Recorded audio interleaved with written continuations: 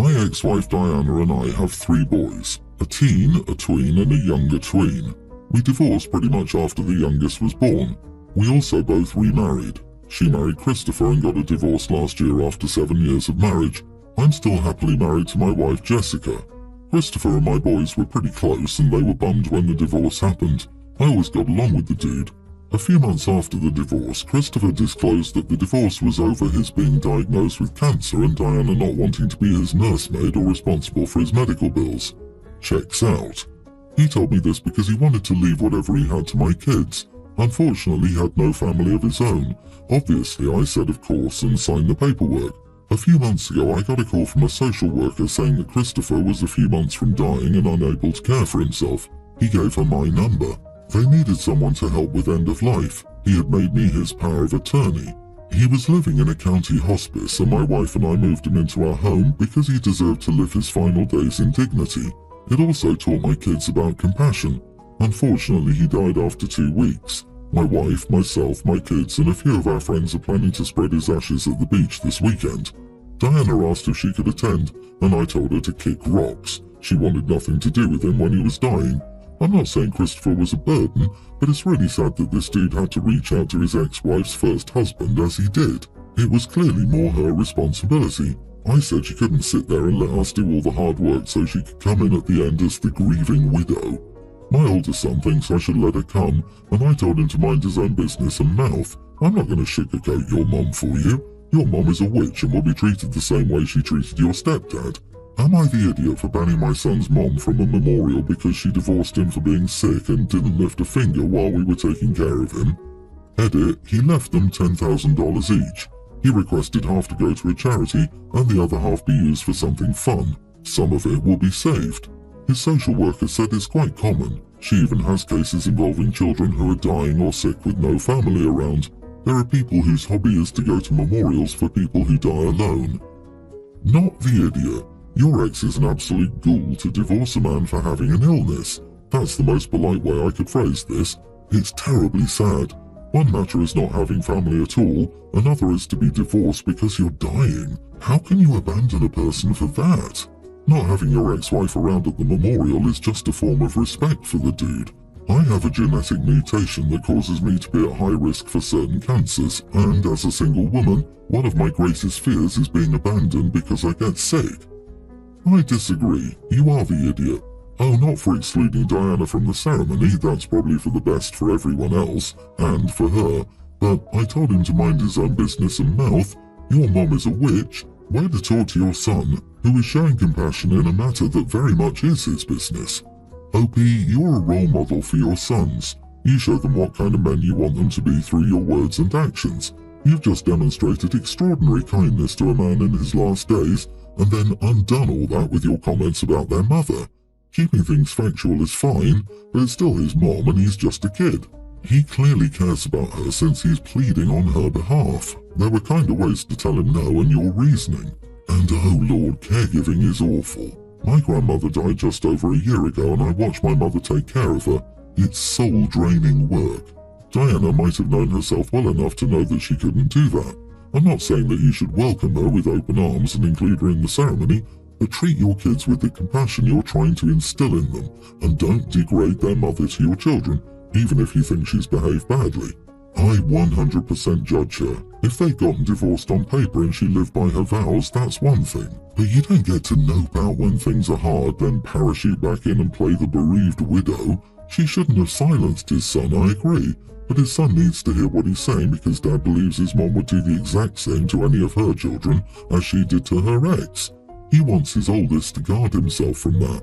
I can see where that is a hard conversation worth having. She betrayed her vows. She's a witch. End of story. The kids should absolutely be made aware of the fact that their mom is a horrible human being.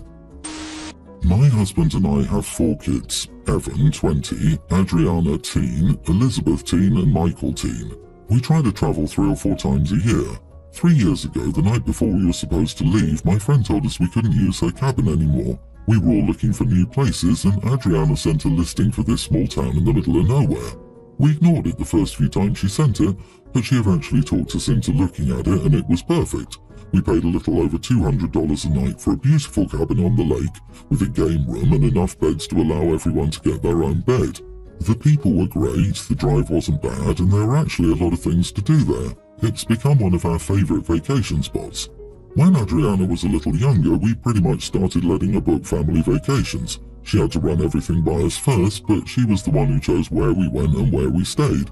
Her only condition is that she gets first pick of rooms and beds. She's even booked an international vacation for us, including flights and a rental car. We've given the other kids opportunities to help with vacations. They all know if they can find a place we'd want to go and stay within a budget, they can get first dibs if we book it. The problems are that they have a hard time sticking to a budget, or they're set on a specific place even if it's not suitable for everyone. They'll pick a hotel or rental that's nearly the entire or over the vacation budget, or doesn't have enough rooms because it has a specific feature.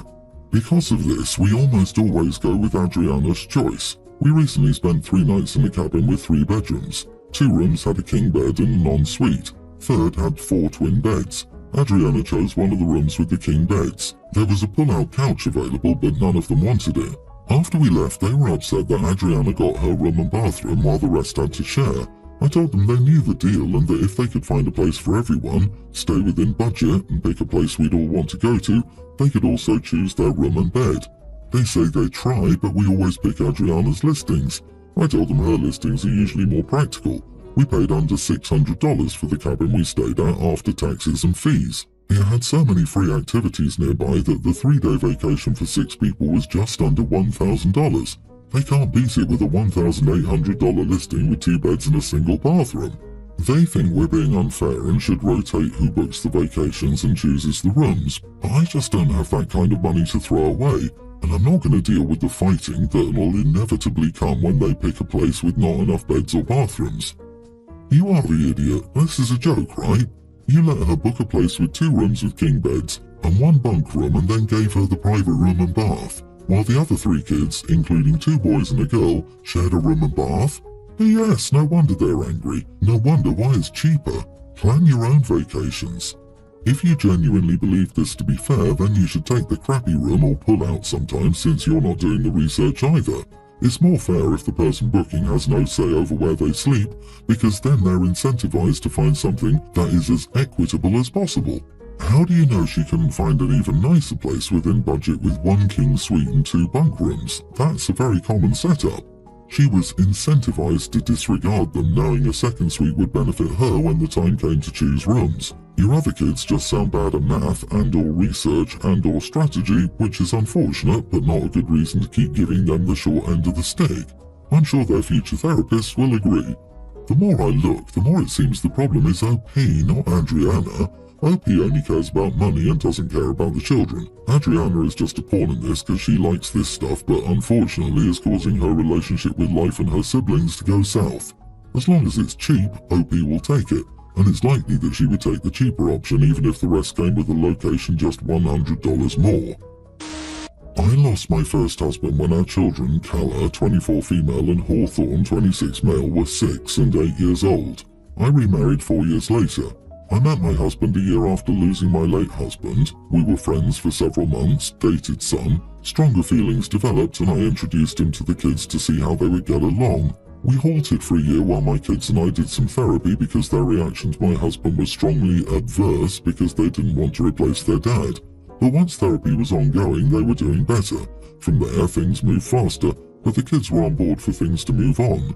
They were clear, however, that my husband would not be filling the role of a dad in their lives. My husband said he was okay with that as long as he was respected and they could work towards being a caring family. Calla and I were always close, but she was a real daddy's girl. Losing her dad was extremely tough for her. She formed a nice relationship with my husband, but it comes nowhere close to her bond with her dad. From the age of 12, she and I became much closer. My parenting style, as well as my willingness to talk about her dad even after I remarried, made me someone she felt she could be open with.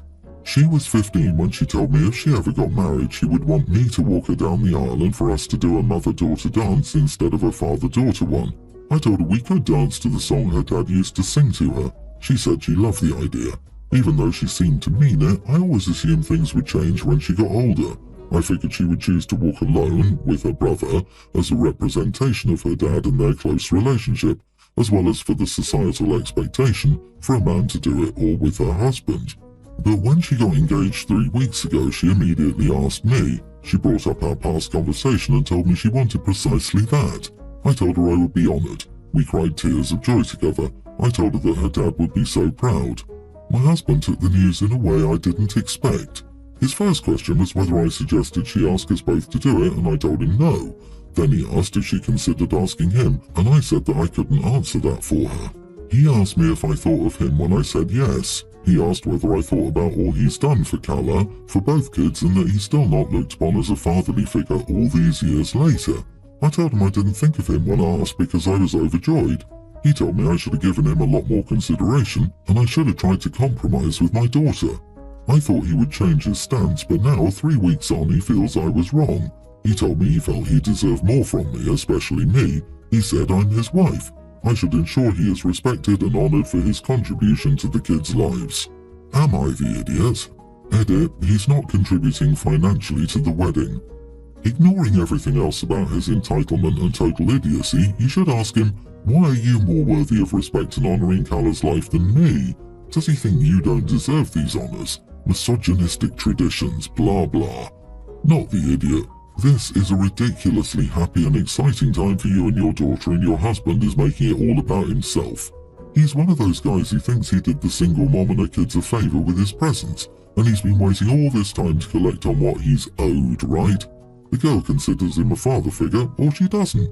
Nobody's saying he didn't contribute, but what kind of honour is it really if she has to be strong-armed into it? What meaning would it really have? Is he really grasping for such a shallow honour? But I guess the fact that it's meaningless is irrelevant once everyone gets to see how respected he is. It's his wedding after all. The selfish daughter trying to make his wedding all about her is gross, am I right? What a man, what a dad, I cannot imagine. I'm a daughter's bio father. I'd be gutted if she asked her mom to walk her down the aisle when she got married, but damn, I'd pretend I wasn't. It's not your day, not your emotions. It's all about me, me, me. Your husband is dead wrong. This isn't about him and all he's done. It's about Kala. She lost her dad, and while the grief fades a bit over the years, big events bring it roaring back in. At least that's been my experience.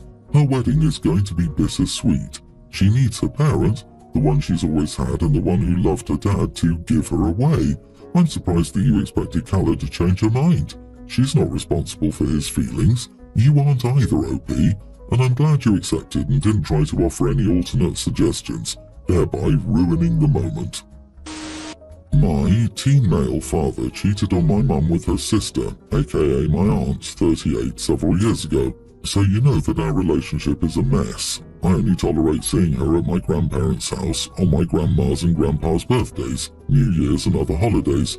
I just tell myself, she's grandma's and grandpa's other daughter. Mum wants to maintain a good relationship with Grandma and Grandpa too, so I have to be polite.